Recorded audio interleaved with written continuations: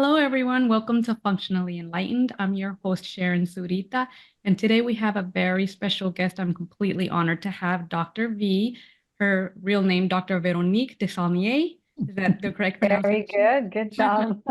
And so we call her Dr. V. So she has a very inspiring story to share with us, but she's definitely a force to be reckoned with in the world of breast cancer awareness and healing. And I hold this subject very near and dear to my heart because I've lost a couple of people in my life that have been very close to me. One of them not too long ago. It's definitely been an impact. And I know that this information is so pertinent for so many women out there and even beyond the women, the family members. So she is the founder of Breast Cancer Conqueror and the Seven Essential System. Her unique approach has empowered countless women in over 63 countries. Her mission is crystal clear: to save lives one breast at a time. The passion comes from a deeply personal place too for Dr. V as a two-time breast cancer survivor. This gave her an unmatched empathy for women on their own healing journeys. Dr. V's impact extends far beyond her signature book, Heal Breast Cancer Naturally. I have a copy of that here. I loved it, and we both have the copy. And loved the book. I definitely use it as a resource for my own clients. And it's a #1 Amazon bestseller in 10 categories across 5 countries. So she's a true bridge builder, creating the revolutionary program, How to Survive and Thrive, Conquering Breast Cancer with Conventional Treatments and Natural Medicine. Welcome, Dr. V. We're so excited to learn more from your wisdom and all of your experience. Thank you, Sharon. Thank you so much for having me and sharing my message of hope with your audience. Absolutely. So could you begin by telling us a little bit about your own journey and why you're so passionate about sharing what you've learned over the course of the years? Well, I'm a chiropractor by profession, and 23 years into my chiropractic practice, I was getting ready for work and felt a lump as I was in the shower, and that obviously changed the course of my life, personally and professionally, forever. I was shocked, like most women are. How could somebody like me develop breast cancer? I ate organic before organic was in style. I breastfed my children. I had home births. I exercised, took supplements. I was under chiropractic care. How could that happen? I thought I was healthy, right? So I had to really sit down and have a heart-to-heart with myself and calm down, first of all, because, when we hear that, we get very nervous. I mean, we've all seen people die horrible deaths from breast cancer or cancer in general. But I understood the principle that cancer was just the tip of the iceberg. It's just the symptom and not the cause. And so I sat down with a pen and paper and I said, okay, what is it going to take for me to heal my body? Because cancer can't grow in a healthy body. So there was something out of balance in my life. And what was it? So I went down that rabbit hole and started writing things like, well, got to be nutrition. And then I've got to maybe detox a little bit better. And then what about my hormones? And I just kind of went through that list. And that's how the 7 essentials came to be. Felt like it was a download. It was just, there it was. And as I applied those principles, within 2 years, I was better. There was no evidence of disease. So I started sharing my healing journey with other women, and one thing led to another. I was very busy. I was doing all the coaching, and about, 2012, yes, 3-4 years into my journey as the breast cancer conqueror, the teacher, the coach, I was not taking care of myself. I wasn't practicing what I was preaching, working from sun up to sundown.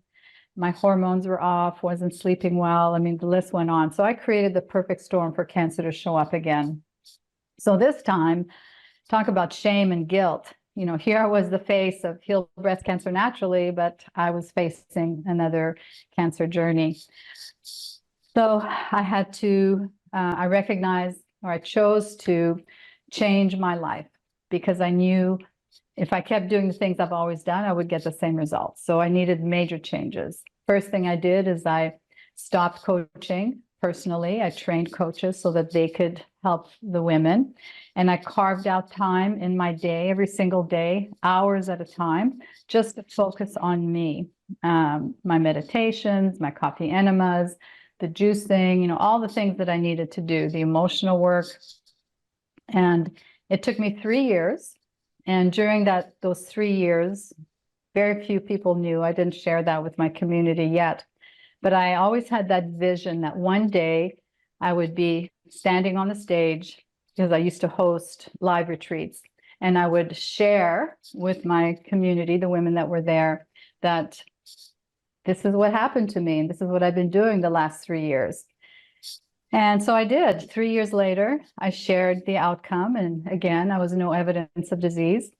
And from that point forward, it's been 6 years now, and I've never been happier and healthier. Awesome. So you mentioned a couple of things in there that I want to reiterate to the audience. The first one being that you had to slow down, you had to find ways to de-stress, and you found time for yourself. And a lot of people think, how am I going to do this once a week? Or, where am I going to fit this time in? Can I do 5 minutes? But you mentioned you carved out a couple of hours a day for yourself. Can you tell us a little bit about what those couple of hours kind of consisted of? Yeah, actually, it was probably more like half a day because, where I lived at the time in North Georgia, I had to drive an hour one way just to get my vitamin C IVs 3 times a week. And, you sit in the chair when you're doing 100 grams, you're sitting there for 4 hours. So I made myself a priority for the first time in my life. I remember one morning I was just not feeling well. I had just finished a coffee enema, and I was just boo-hooing and feeling sorry for myself, and just not feeling well. And then it was as clear as day. Like I heard this voice inside of me that said, stop being so hard on yourself. And it's a simple thing, but it was such a revelation because I'd been taught my whole life, nose to the grindstone, right? The only way that you can feel good about yourself is if you're successful and you're making money and you're, on the bandwagon, you're on the hamster wheel. And I realized that was not serving me any longer. So I had to really change how I thought about myself. And I also did a lot of emotional work, nurturing that little girl. I had done some work. I'd been sexually abused by a convicted pedophile between the ages of 3 to 5. It was a repressed memory that only came up in my late 40s. So I dove back into that, just did a lot of work. And things have changed from 2004 to 2015. 9 years. So there was a lot more information and more testing and more technology that I could use to help me through my second healing journey. So it was really different than the first one. And you also mentioned you had this visual of yourself speaking to your audience or to anyone in your community. Is that something you carried through that second process entirely? And what other visualizations helped you get through this? Yes, did a lot of reading, and many books had huge impacts, but one of the ones that really helped me change my way of thinking was You Are the Placebo by Dr. Joe Dispenza. And it was life-changing because in his book, he talks about his experience, right? The fractured spine, and within 6 weeks, he's up and walking again, even though all the doctors told him he wouldn't walk again. And as a chiropractor, and he was a chiropractor as well, we understand that the power that made the body can heal the body, right? You cut your finger, it's not the Band-Aid that heals, it's your body's innate intelligence. And he started, doing the research on the placebo effect and how people can take a sugar pill and their depression goes away. And this is proven by MRI scans or blood work, whatever they need to do to see the difference. I mean, all kinds of stories about the placebo effect. And his point was, if we can take a pill and make our body change the chemistry and change our genetic expression, what if we just used our brain to think that way and change that genetic expression and to heal the body? And of course, he has, really good meditations that I did. And so that was really, really big for me in the transformation. So I forget your question, but I guess I answered it. Especially, yeah, with the visualizations and mindfulness. Visualization, yeah. And then Dr. Bernie Siegel, the art of medicine or the healing art of medicine or the art of healing, using drawings to express yourself and ask yourself. He has all these different little exercises, and he said, some people will draw their tumor and maybe even give it a name, and they'll learn to talk to it, or they'll ask the tumor, what is this? What are you trying to tell me? Why are you here? And so in that visualization and artwork, I mean, I saw things that were like, wow, I didn't like myself. There was daggers and self-destruction and just a lot of unhealthy things, guilt, shame, blah, blah, blah. And I changed that picture to one of love and forgiveness and light, and, just really changed my whole perspective about myself as a woman, as a human being. And I think it goes back to nurturing that little girl inside of you, knowing that you are lovable, you are safe, nobody's ever going to hurt you again. And that little girl likes to play, right? Let her play sometimes. You don't always have to be serious. It's okay to laugh and have fun and enjoy your life. Yeah, that's actually what my craniosacral therapist has gotten me into, a lot of different practices, including EFT, and then the whole integration of parts. So I've been working a lot with my inner child too, and my protector part, and then I have like a manager part that always comes to the forefront. So I'm learning a lot about that, and I'm learning that it's okay. I'm going to accept all of the parts and acknowledge that they're there doing the best that they can.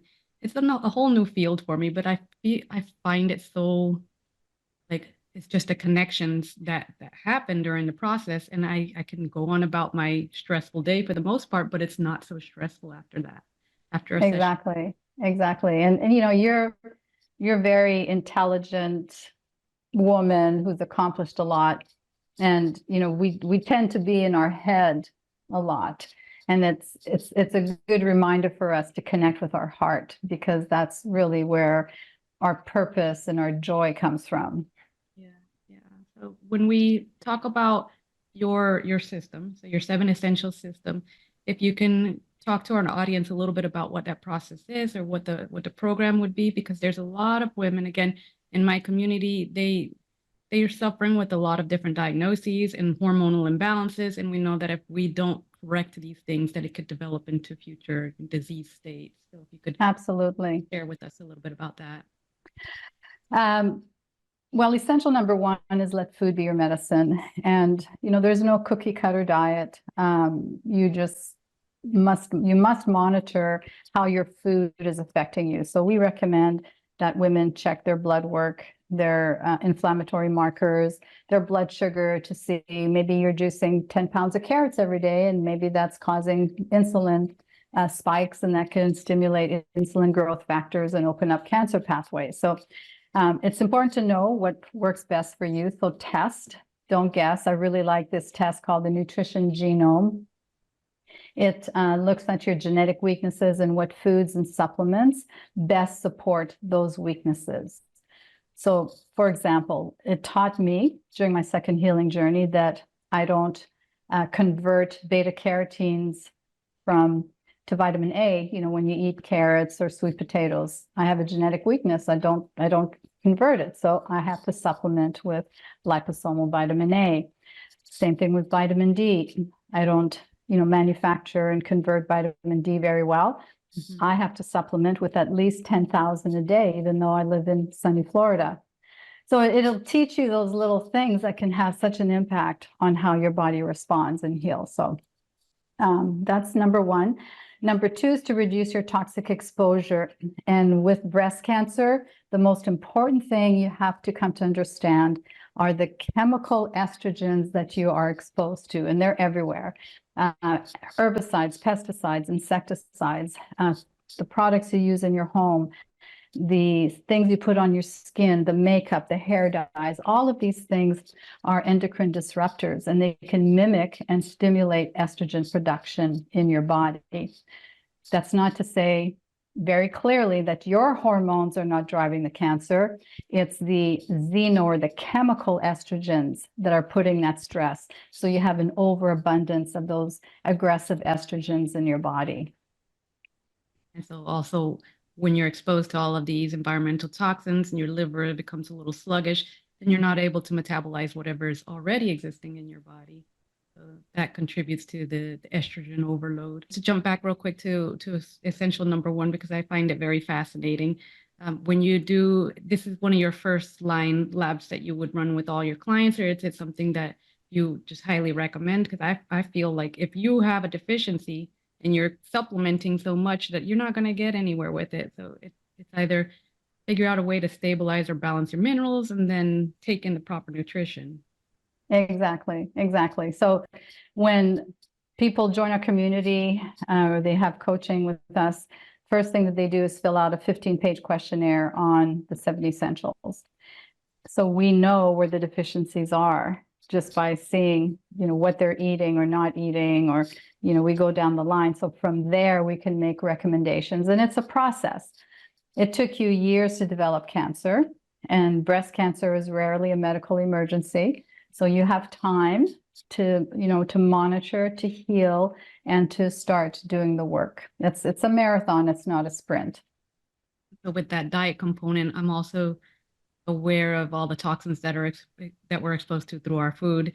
So is that something that's picked up with both of those essentials? Absolutely. You have to eat organic as much as you can. If because of monetary reasons or availability, then there's something called the Dirty Dozen and the Clean 15 from Environmental Working Group. And at all costs, stay away from the Dirty Dozen. These are the ones that have heavy loads of pesticides. The Clean 15s are not as heavy. Some of them may not even, the pesticides may not penetrate the food so much. So you gotta find your balance there. And what's your stance on grains because of the drying process and overexposure, multiple exposures for the phosphates and stuff? Well, we encourage our clients to avoid all grains. So the diet would be grain-free, obviously sugar-free, lower carbs, some fruit like berries, green apples. In the summertime, if there's an abundance of peaches and things that are, growing around you that are in season, then fine, enjoy that occasionally. Lots of clean water. Stay away from the seed oils, the hydrogenated oils. If you're going to eat nuts, make sure that they're soaked and sprouted and then dehydrated. Right. I've recently started incorporating some nuts back into my diet, Brazil nuts for one, and I go through the whole process of drying overnight. And it's a process, but it's definitely a benefit to eat it that way. Yes. If we jump to your essential number 3 on balancing the energy.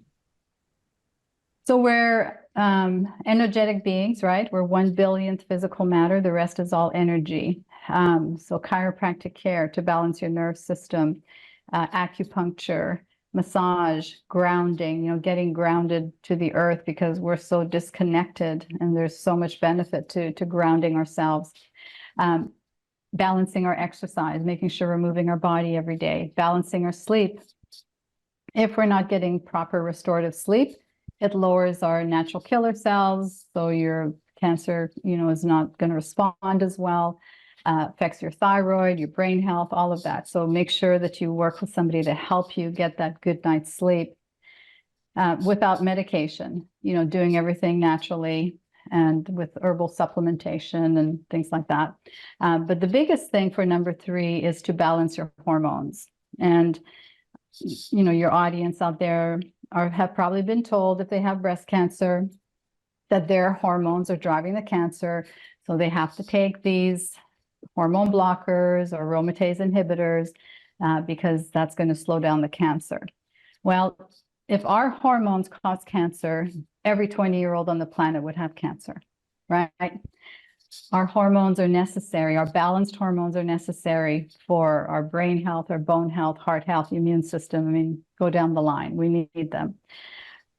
So you must understand that, if your hormones are out of balance because of too much exposure to xenoestrogens, or perhaps you have a tendency to be estrogen dominant, you don't have enough progesterone or too much cortisol or not enough DHEAS, these are all things that a saliva test can tell you. I prefer saliva over blood because it's much more extensive and it shows you what's bioavailable.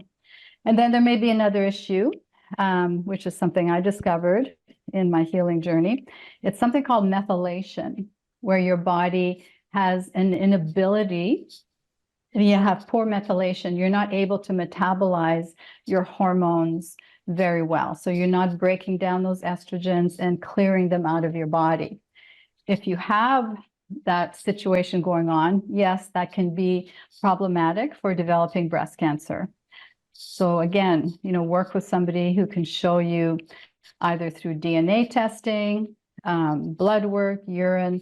It'll show you if you're breaking down those hormones. And if not, there's a simple solution. There's supplementation that helps to support that. Ground flax seeds, fermented soy. These are all things that are beneficial. And so would that the nutrigenomics test that you run, would that capture some of that information, or would you have to run a separate DNA? It does. It checks for methylation. Yeah. All right. And so one of the other tests that I often look at is the Dutch test, and combination, they can combine the salivary component and the urinary component. And so you'll see the metabolization, but you also get that the cortisol awakening response curve. So I really like that, but it's a deep dive. So sometimes it's really beneficial to just start with the salivary hormones and see where all the free hormones are before you do the deep dive, because I would say a majority of the times you can correct the imbalances with the diet and lifestyle, and you can start seeing improvements pretty readily. Yes. Yes. Right. We talked about your first three, and then at number 4, essential number 4, where does that take us? Heal the emotional wounds. And I think we kind of started off the podcast with that. Very, very important. I mean, women with breast cancer are typically type A personalities. And so we're good at getting things done. And it's difficult for us to learn to take a nap or sit down and do meditation because you're not actively doing anything, right? You should be busy at your desk or at your computer. So that's very important. And working with somebody, like you did, you've got, EFT coach. I had two EFT coaches. I also did EVOX. EVOX is a electronic voice analysis that shows you the subconscious stressors in your voice and the statements that you're making. It uses a little cradle. The technology is called Zyto, Z-Y-T-O, and you have your hand on the cradle, and it'll basically, give back the frequencies to help balance the stressors in your voice and in your nerve system. And it's very, very powerful, simple technology. You can do it virtually.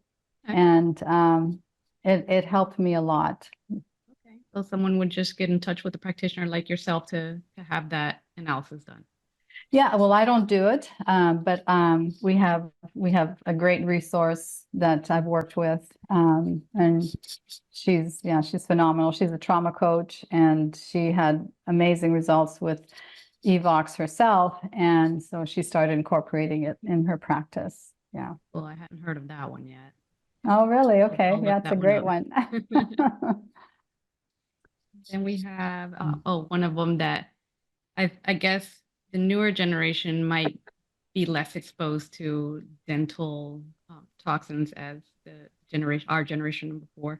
So, but I do have a lot of people around me that still have amalgams, and they're getting root canals. So I know your next essential is embracing biologic dentistry. Yes, yes. And this is probably one of the most surprising factors that women don't really make a connection right away. I mean, I would say the majority don't until we point it out to them. So biological dentists will understand that what you put in your mouth and the chemicals, the metals, all of that will impact your organs. I mean, your teeth are living organisms that are connected to your organs through the acupuncture meridian system. So there's specific teeth, upper and lower, that will affect the breast meridian. So what if you have an amalgam or a silver filling there? which mercury, that's in the silver filling, is 50% mercury, and it's a metalloestrogen. It mimics and stimulates estrogen production in the body. That can have a direct impact on that breast tissue. And it's circulating methylmercury through your system, which is compromising your immune system. What if you have a root canal? A root canal it's like a dead organ. No matter how clean or aseptic they try to make it, there's always a pocket of anaerobic bacteria at that tip. And I've been told by many, they experimented and they've tested hundreds and hundreds of symptomatic and asymptomatic people with root canals. And 99 to 100% of the time, it comes back highly infectious. And so those bacteria are dripping toxins and weakening your immune system and making you sick, contributing to dis-ease in the body. Gum inflammation, if you have pockets of infection in your teeth, women that have gum disease are twice as likely to develop breast cancer than those who don't. In fact, some doctors are now starting to call breast cancer an infectious disease because they see the same pathogenic bacteria that are in the mouth are in that breast tumor. So there is a connection with dental. So a biological dentist will understand that. They'll use the proper procedures to take out those toxins out of your mouth. They'll replace them with non-toxic materials. And they'll make sure that, your mouth is nice and clean. And would they treat with antibiotics during the removal process to try to eliminate those bacterial infections? Probably not. They would use things like ozone and laser, laser light. And I know my biological dentist also uses essential oils. So there's rarely any need for antibiotics unless it's gone beyond, where you really have to stop the bone damage or something. Mm-hmm. I've seen in my own clients, I work with a lot of mesh injured and breast implant injured, and it's the same kind of phenomenon where they have bacterial colonies and biofilms developing over them. And so they're never able to, they have recurrent infections in their body in various locations. But once they have an explant, the infections seem to clear up and they don't return. So I'm thinking like Wonderful. In any area of the body, I talk about, again, the mesh implants, their hernia repair, hiatal hernia, it can be breast reconstruction, and again, with the dental implants. So definitely something to consider. And if you have access to a biologic dentist, they're not as commonly found as just general dentistry. So you might have to travel to get to one, but another thing definitely to be conscious of. Absolutely. And then we have essential number 6, where I think you mentioned a little bit, but to repair with therapeutic plants. Yeah, repair your body with therapeutic plants and herbs and supplements. So foundational supplements are important because our food is deficient, and things like magnesium, zinc, selenium, you do the Brazil nuts, so that's a good source of selenium. Looking at basic things like vitamin D, making sure your vitamin D levels are between 80 and 100. If they're in the 20s and 30s, your breast cancer risk skyrockets up to the 80s. I mean, it's very, very important to have good levels of vitamin D. Vitamin C, vitamin C IVs, everything from curcumin to medicinal mushrooms to broccoli sprouts, concentration of blueberry, the pterostilbene in blueberries. I mean, there's so many of them. Poly-MDA, Oracel. I mean, there's a whole list. Oncobel Pro of specific products that have been tested over and over again that target the cancer cells and strengthen your immune system. You have a specific blend of medicinal mushrooms that you like to use?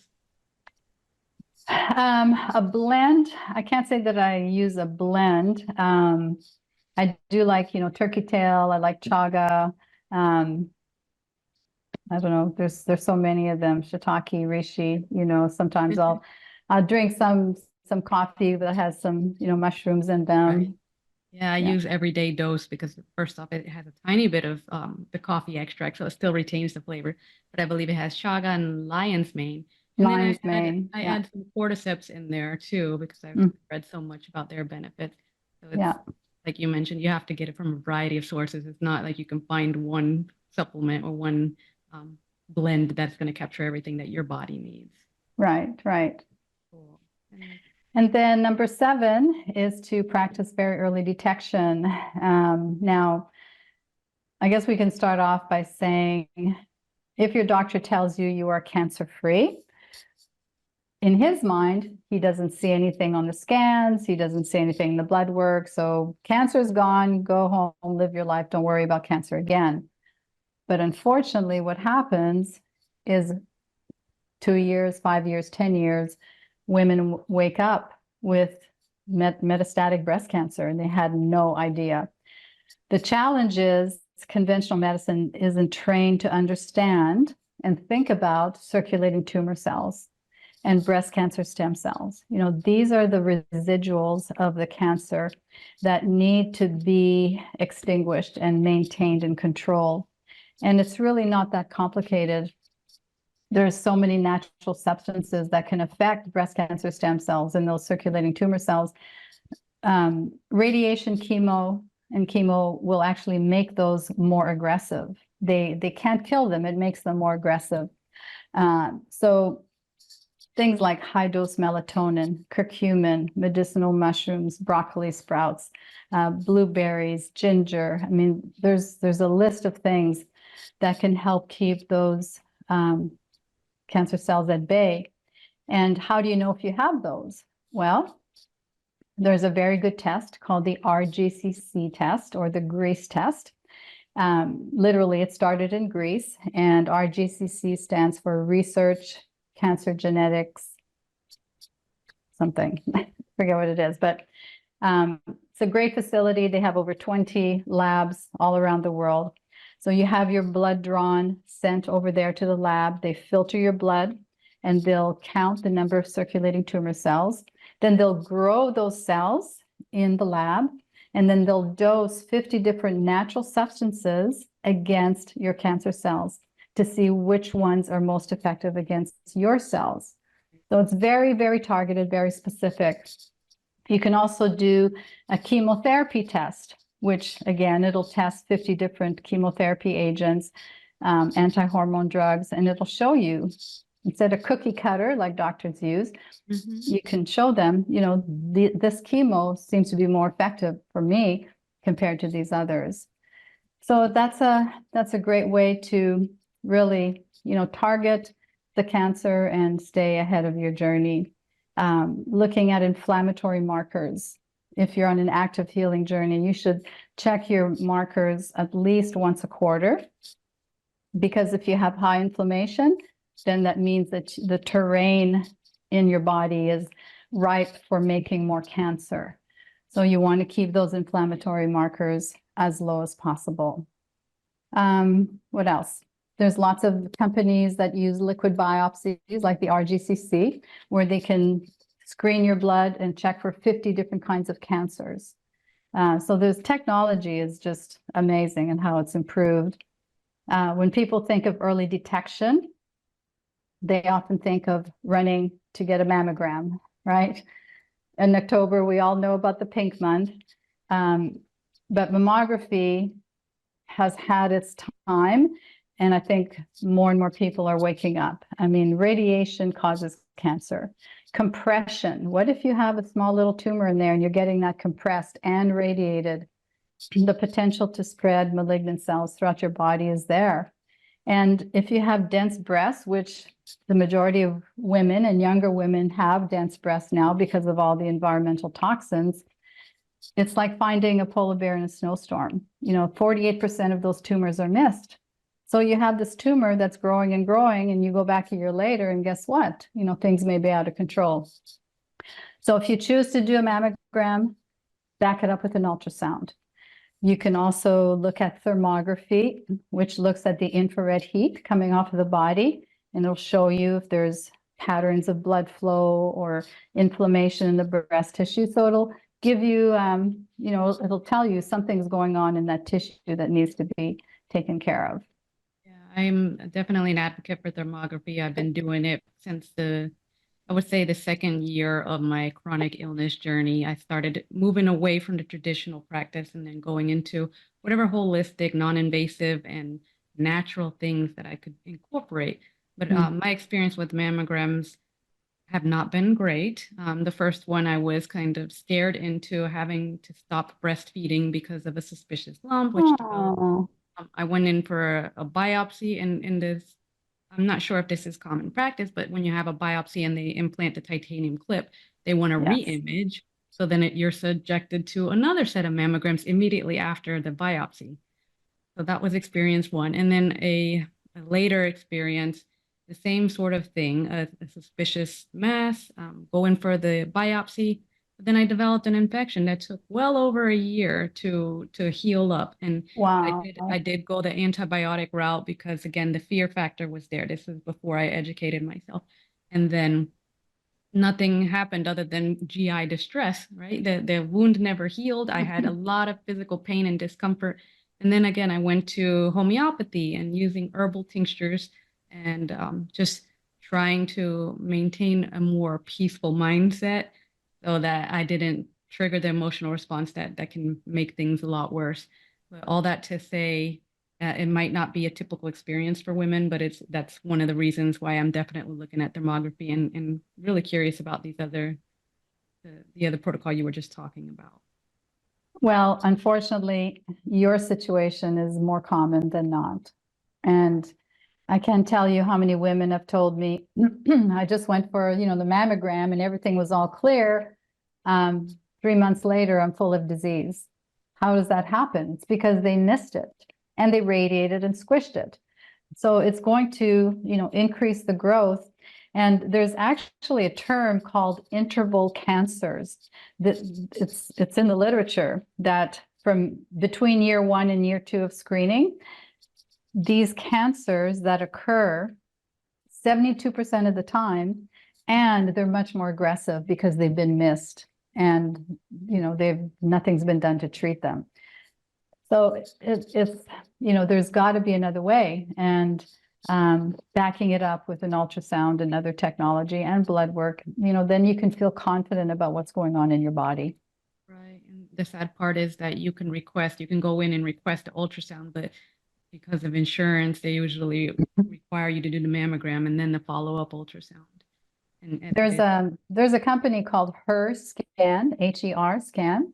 It's a mobile service, and they offer ultrasounds without a prescription from the doctor. And some thermographers now are starting to incorporate ultrasound in their practice. So, yeah. Very cool. Very cool. So in your book, I've been really diving into what I call the biohacking strategies in there. I've tried several of them. There's some that I'm not very familiar with. So if you could just take a couple minutes I think you said it was a Curatron device for PMF, the pulsating electromagnetic frequency, or do I have that confused? Yeah, no, yeah. So that's PEMF, so pulsed electromagnetic frequencies. And what that does is it mimics the frequencies of the Earth at different hertz levels, everything from 30 to, I don't know what it is. I don't understand the technology, but there are specific frequencies that are best for circulation, for pain, for relaxation, for cancer, which they can't specifically say cancer, but so I used the machine. I still have one. I don't use it as often as I should, but it's a great tool to have. Very cool. I've been looking at getting one myself. I've spoken to Dr. William Pollack, and Yeah. he was describing to me the minimum Gaussian electrical current, but I'm familiar with some of it. I'm an engineer. I have a little bit of physics background, but it's definitely above my head. So I'm going to research a bit more before I make that investment. Yes. Yeah, and I know that you have a program kicking off very soon. Could you tell us a little bit about what that involves? Yes, if women are interested in getting some support, which it's very important to have a team to support you and guide you through the process. We have a couple of options. We have one-on-one coaching. So you work with a coach who's been trained in the 7 Essential system. And that's a 6 months program. Then we also have a 10-week group coaching program. It's called a transformational program because we give you actionable steps. We teach you how to test your blood sugar. We teach you how to use the heart math app to make sure that you're getting in the relaxation mode. And it's 10 weeks that you spend with Deanne, my head coach, and occasionally myself. And we help you get through the 7 essentials and show you what it takes to really move the needle forward in healing your body. Love that you have that one-on-one work, as well as you're giving everyone the tools that they can continue the work even beyond the scope of the program. Yeah. Cool. So how can our listeners reach you if they want to, again, learn more about the program or to work within the program? They can go to breastcancerconqueror.com, or they can email Ginger support@breastcancerconqueror.com. And she's fabulous. You can actually talk to a live person once you figure out the date and the time. And so she'll walk you through and navigate any questions you may have. Fantastic. Again, we thank you so much for sharing your wisdom and giving us hope that there are ways to naturally heal and navigate this process when it becomes such a shocking diagnosis that is thrown on us. So thank you once again. Oh, thank you, Sharon. It's been fun talking with you. Appreciate it. And thank you to all of our listeners. We'll see you on the next one. Take care.